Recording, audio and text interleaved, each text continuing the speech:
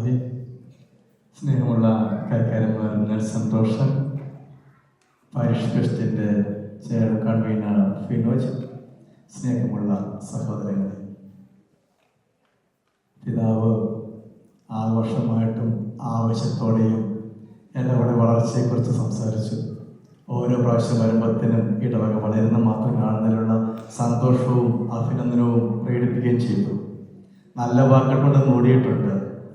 പിതാവ് പിതൃസ്ഥാനത്ത് നിന്നുകൊണ്ട് അത്ര മനോഹരമായിട്ട് പ്രോത്സാഹിപ്പിച്ചപ്പോഴത്തേന് ആ പ്രോത്സാഹനത്തോട് പ്രതികരിക്കുക എന്നുള്ളത് മക്കളുടെ ഉത്തരവാദിത്തമാണെന്ന് ഓർപ്പിച്ചുകൊണ്ട് നല്ല വാക്കിന് പിതാവിന് നന്ദി പറഞ്ഞുകൊണ്ടും ഞാൻ തുടങ്ങാം. എനിക്കെപ്പോഴും പറയാനുള്ളത് ഞാൻ ആവർത്തിക്കുന്നുള്ളൂ. പിതാവ് പറഞ്ഞു വെച്ചു, ഇപ്പം മാതാപിതാക്കൾ ഓടുന്നത് പോലെ അതേ തീഷ്ണതയോടും തീവ്രതയോടും കൂടി വളർന്നു വരുന്ന തലമുറ ഓടേണ്ടവരാണ്, അതിനുള്ള പാതി ഒരുക്കേണ്ടവരാണെന്ന്.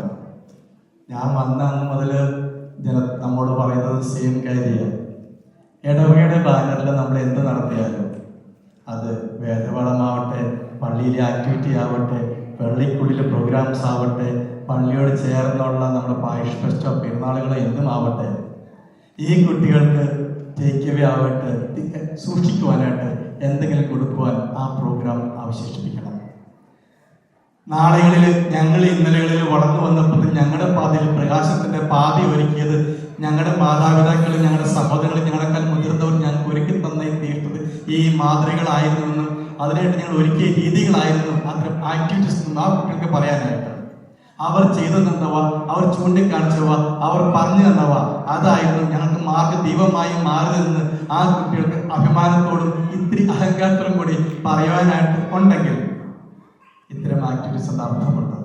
അതുകൊണ്ട് ഞാൻ എപ്പോഴും പറയുന്നത്, കുട്ടികൾക്ക് ടേക്ക് അവേ ആയിട്ട് എന്തെങ്കിലും ഉണ്ടാവണമെന്ന്. പ്രത്യേകിച്ച് നമ്മൾ ഇത്രയും കൾച്ചറൽ പ്രോഗ്രാംസ് നടത്തുമ്പോഴത്തേന് ആഹ്ലാദിക്കുവാനും അറമാദിക്കുവാനും അനുമോദിക്കുവാനുള്ള ദിവസങ്ങളാണ്. ഇത് കുറച്ച് സന്തോഷിക്കേണ്ട, തുള്ളിച്ചാടുന്ന ജീവിതത്തിൽ എല്ലാം വേണം. എല്ലാത്തിനൊപ്പം തന്നെ എൻഡ് ഓഫ് ദി ഡേ വരുമ്പോഴത്തേന് അവർക്ക് മനസ്സിൽ സൂക്ഷിക്കുവാനും അവർ പാതയിൽ പ്രകാശമായി മാറുവാനും എന്തെങ്കിലും അവശേഷിപ്പിക്കുന്നുണ്ടെങ്കിൽ ഇത്തരം പ്രോഗ്രാമുകൾ കൊണ്ട് അർത്ഥമായി എന്ന് നിങ്ങൾക്ക് അഭിമാനിക്കാം. അത് സമയത്ത് കുർബാനയ്ക്ക് വരുന്ന മുതൽ പഞ്ച്വാലിറ്റീസ് വെർച്വൽ പഠിപ്പിച്ചു കൊടുക്കുമ്പോഴത്തേന് അതിൽ കൂടുതൽ നന്മ വരും.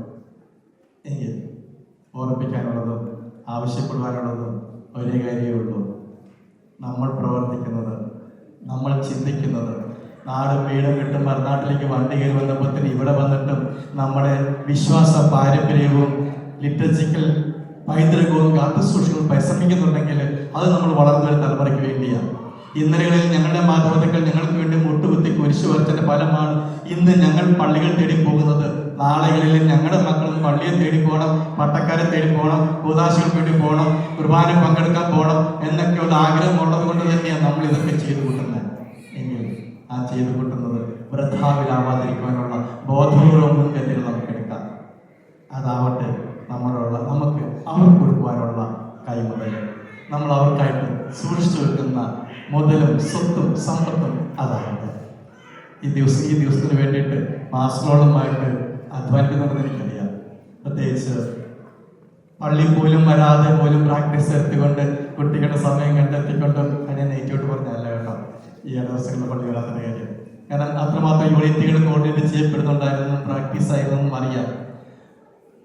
ആവശ്യത്തിലധികം ബുദ്ധിമുട്ടുകളുണ്ടായിരുന്നെന്നും പ്രാക്ടീസ് സ്ഥലവും സമയവും സാഹചര്യവും എല്ലാം ഒരുക്കിയെടുക്കണമായിരുന്നെന്നും പ്രോഗ്രാംസ് കോർഡിനേറ്റ് ചെയ്യാൻ പറയുന്നത് എല്ലാം നന്നായിട്ട് അറിയാം. അതുകൊണ്ട് തന്നെ 1-2 പേർക്ക് ഉപരിയായിട്ട് കൂട്ടമായിട്ട് ഉറക്കമളിച്ചതിൻ്റെയും സമയം കളഞ്ഞതിൻ്റെയും പള്ളിക്ക് വേണ്ടി സമയം കണ്ടെത്തിയതിൻ്റെയും ദൈവത്തെ ഓർത്താണല്ലോ എന്നുള്ള ചിന്ത വന്നതിൻ്റെ ഫലമായിട്ട് തന്നെയാണ് ഇന്നേ ദിവസം ഇങ്ങനെ നമ്മൾ മാറ്റിയെടുത്തിരിക്കുന്നത്.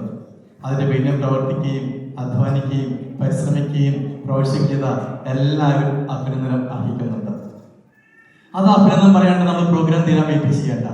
നിങ്ങൾ പരസ്പരം ഒന്ന് ആരെങ്കിലും പുറകിലായിരിക്കും, കൂടുതൽ ആൾക്കാരെന്ന് അറിയാം. എന്നാലും അകത്തിരിക്കാത്തവർക്ക് കൂടി അകത്തിരിക്കുന്നവർ നന്നായിട്ടൊന്ന് ഉച്ചത്തിൽ കൈയടിച്ചു. മേക്കിംഗ് റൂമിൽ ഇരിക്കുന്നവരും ഒച്ച കേൾക്കണം, അവർക്കുള്ള അഭിനന്ദനമാണെന്ന്, ഒപ്പം നിന്നതിൻ്റെ പ്രോത്സാഹനത്തിൻ്റെ ഭാഗമാണ് എന്ന് അറിയിക്കാനായിട്ട് നമുക്ക് അഡ്വാൻസ് ആയിട്ട് തന്നെ പരസ്പരം അഭിനന്ദനങ്ങൾ നേർന്നുകൊണ്ട് പ്രോഗ്രാമിലേക്ക് കയറാം. നന്നായിട്ടൊന്ന് കൈയടിച്ച് പ്രോത്സാഹിപ്പിക്കാം. പോരാ ഇത് നിങ്ങളുടെ കയ്യിലില്ല.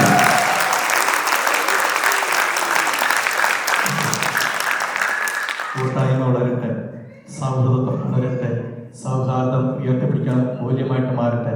അതിലേറെ അടുത്തിരിക്കുന്നവൻ സഹോദരനാണെന്ന്, പിതാവായ ദൈവത്തിൻ്റെ മക്കളാണ് നിങ്ങൾ എല്ലാവരും എന്ന്.